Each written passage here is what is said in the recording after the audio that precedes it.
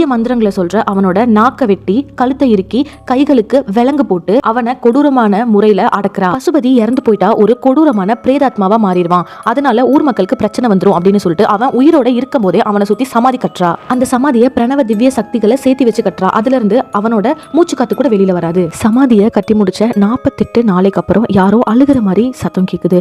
அந்த பசுபதியோட ஓலந்தா அது. நான் செத்து 3 நாள் ஆச்சுடி, நீ பேசிட்டு இருக்கிறது என்னோட ஆத்மா கூட, பிரேதாத்மா கூட. என்னோட உடம்பு அழுகி போச்சு, புழு புடிச்ச நாட்டம் அடிக்குது, உன்னை நான் விட மாட்டேன். இப்ப இருந்து என்னோட காத்து படுற இடத்துல ஃபுல்லா உன்னோட ஊர் மக்கள் அத்தனை பேரும் சாவாங்க, தீராத நோயால அவதிப்படுவாங்க அப்படின்னு சொல்றான். அதே மாதிரி ஊர்ல ஏதோ தெரியாத கொடூரமான ஒரு நோய் பரவுது.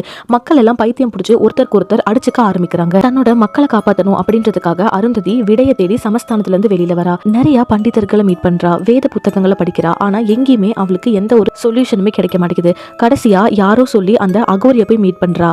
அந்த அகோரி சொல்றாரு, இவனை அழிக்கணும் அப்படின்னா அதுக்கு ஒரு ஆயுதம் தேவை. உன்னோட மரணத்துல தான் அந்த ஆயுதம் உண்டாகும். குடும்பத்தையும் சொந்த பந்தங்களையும் உதறி தள்ளிட்டு உயிர் தானம் கொடுக்கறதுக்கு ரெடியா வா அப்படின்னு சொல்லிடுறான். அருந்ததி வீட்டுக்கு வந்து எல்லார்கிட்டையும் சொல்றாங்க, ஒரு நல்ல விஷயத்துக்காக நான் யாத்திரை போறேன், திரும்பி வந்தாலும் வரலாம், இல்லைன்னா வராமையும் போயிடலாம்.